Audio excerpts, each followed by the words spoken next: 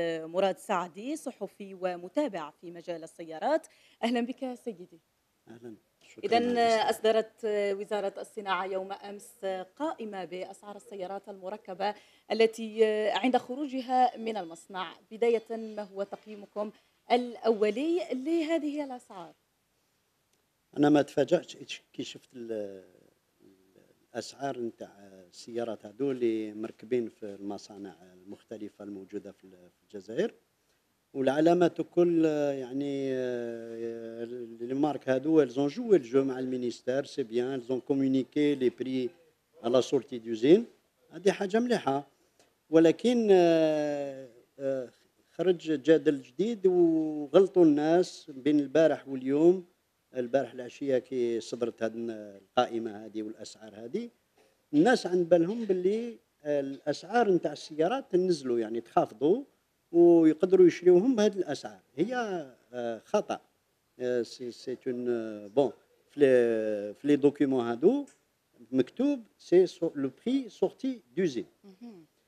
Donc, à ce prix-là, l'opérateur, il faut qu'il ajoute donc sa marge bénéficiaire en tenant compte des charges de distribution, les نعم، showrooms, ستكون etc. هناك إضافة يعني. نعم. هل من الطبيعي ترى أن تقوم الوزارة بالكشف عن أسعار التي حصلت عليها من المركبين دون أن تتسلم يعني معطيات حول طريقة احتساب هذه الأسعار؟ مانيش عارف إذا كان الوزارة سلمت طريقة الحساب نتاع الأسعار هذه، ولكن باش نشرتها أنا نظن باللي حاجة مليحة لا ترونسبارونس. هل تعتقد أيضا أنه من واجب الوزارة التحقيق في هذه الأسعار؟ إذا كان الوزارة لاحظت باللي فيه يعني دي ديسفونكسيونمون في لا فابريكاسيون نتاع لو بري، وعلاش لا ما مهم. نقدروش نخلو بلادنا الاقتصاد الوطني بدون مراقبة. كاين ناس اللي استغلوا الفرصة هذه نتاع نقص العرض في السيارات والطالب قوي جدا، و ويتحكموا في الأسواق بسيارات جديدة يخرجوها من عند لي برودكتور هادو، وهادو مصرية على كل حال. مهم. ما عندهم ما يجيبوا حتى إضافة ما يعملوش يعني ما يعملوش سي دي بارازيت. نعم. والسوق على كل حال الاقتصاد الجزائري وكل بصفة عامة راهو عايش في فوضى. نعم. سيد دونك سعدي، كيف تقيم أنت هذه الأسعار؟ يعني أنا تفاجأت فرانشمون جو سوي ايتوني باغ ان سيغتان نومبر. نقدر نروح لك في لي ديتاي. كاين باغ اكزومبل ان فييكول il a des dimensions، نعم. الطول العرض والعلو. مهم. دونك نقدروا نحسبوا لا كونتيتي دو طول اللي لازم باش يتصنع بها السيارة هذيك. مهم. ونلاحظ باللي سيارة صغيرة لو بري تاعها سورتي دوزين أعلى من سيارة أكبر منها في الحجم، يعني في الطول في العرض وفي لونغور اوتور اي لارجور. سيد سعدي، هل لهذه الأسعار علاقة بحجم الإنتاج لكل مصنع؟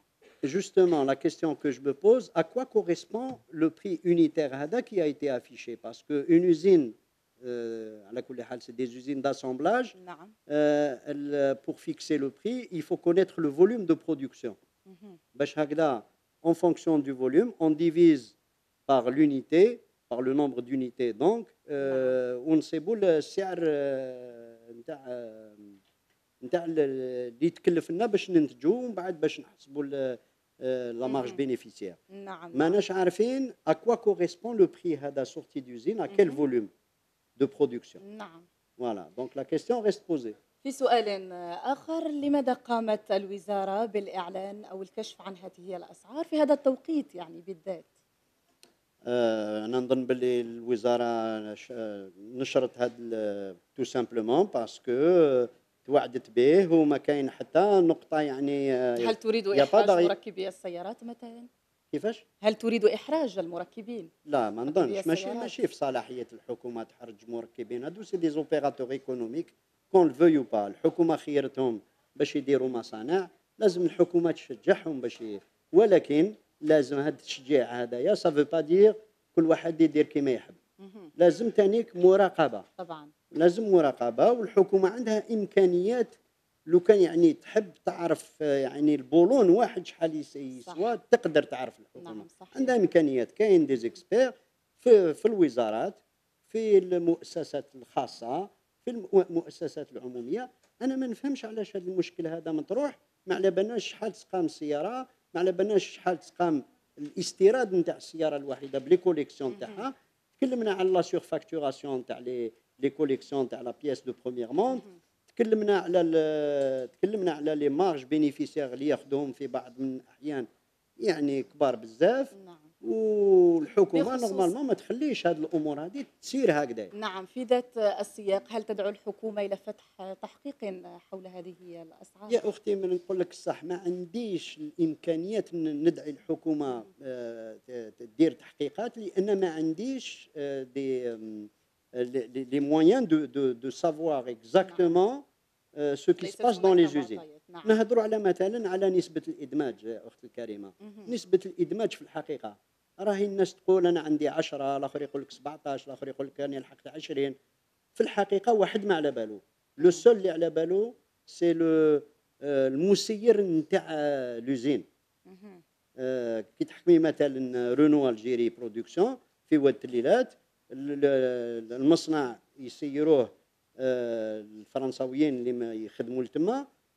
انا نظن بلي هما لي سول اللي على بالهم نسبه الادماج الحقيقيه شحال راهي اليوم. ونزيد نذكر لماذا؟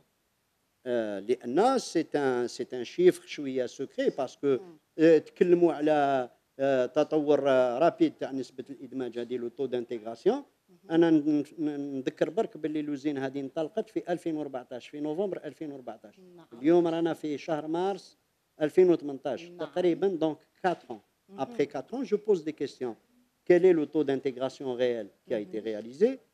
Quel est le transfert de technologie réalisé? Est-ce que les constructeurs هادو ماشي غير Renault, que ce soit Kia ou le groupe allemand Volkswagen ou la Hyundai, est-ce que les constructeurs هادو réellement عندهم une volonté de réaliser le transfert de technologie sur un certain nombre de pièces, au moins sur un certain nombre de pièces. حنا نتساءلوا على كل حال. سيد سعدي، هل ترى أن الحكومة فقدت السيطرة على قطاع السيارات؟ لا ما نظنش. يعني أقصد بذلك عدم قدرتها على تحديد هامش الربح وكذلك تكلفة الإنتاج. لا ما نظنش باللي الحكومه فقدت يعني لو كونترول سور. نو نو سي با دو تو سا. La problématique, les erreurs qui ont été faites, elles remontent à 2014 ومشينا pendant 3 ans وحنا نمشيو contre le mur parce que خيرنا نروحوا للمونتاج اوتوموبيل. نعم. اوليو وها قالها السي يوسف نباش في التقرير، اوليو نروحوا مع الاول لا بيس لا برودكسيون لا بيس دو ريشونج. ونزيد نقول لك اليوم عندها 10 ايام 5 ولا 6 مارس داروا يومين دراسيين تاع شركه الادماج هذو المناوله بلوتو. ونظن باللي حنا لي زالجيريان اون ني با اسي امبيسيو، اون ني با اسي امبيسيو. ونقارن مثلا نشوف دوله كيما ايران اكثر من 20 سنه هي تحت لومبارغو، elle a réussi à produire des voitures, elle a réussi à les exporter حتى لبلادنا، السوق العراقيه، السوق السوريه، الاردن اكسترا. هادو الاسواق كاع غزاتهم هاد السيارات الايرانيات. وعلاش؟ باسكو ils ont pris leur courage à deux mains. راحوا لاندستري اوتوموبيل مي ما راحوش يصنعوا لي كومون ديراج لي بيس انكس كيما لي تابي ولا الكراسه، ولا راحوا لا ميكانيك، راحوا الالكترونيك، راحوا يعني سور دي بروجي ستركتورون. نعم. أما الآن سيد سعدي، هل ستتأثر يعني أسعار السيارات المركبة وحتى يعني المستعملة مستقبلا؟ لا تتاثر من اي جانب، يعني تهبط ربما الاسعار. ما تهبطش مادام الاسعار. لماذا؟ ما تهبطش باسكو السوق يتحكم فيه العرض والطلب، والطلب اقوى بكثير من العرض. وزيد بالزياده قلت لك هضرت من قبيل اشرت لها بكلمه هذوك السماسريه اللي يزيدوا يخرجوا السيارات بالمئات عند لي كونستركتور هذو، انفان لي مونتور هذو، ويبيعوهم فوق لي تروطوار. وسوق السيارات المستعمله هو كاين حل واقترحناه حنايا. On a proposé la solution, c'est de créer le métier de la reprise في الجزائر. نعم. وهذا le métier هذا il existe في المروك في l'Espagne في la France في l'Allemagne dans tous les pays qui veulent qui ont la volonté d'organiser leur marché. مهم. والجزائر عندها امكانيات سي فريمون تري فاسيل ا فير.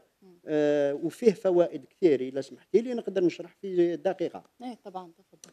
اولا لو ميتي دو لا ريبريز هذا سي لو كاتريام ميتي تاع ان كونسيسيونير اوتوموبيل. ان كونسيسيونير اوتوموبيل يفي لا فونت دو فيهيكول نوف, la pièce de rechange, نعم. le SAV, le service après-vente, et le véhicule d'occasion, la reprise.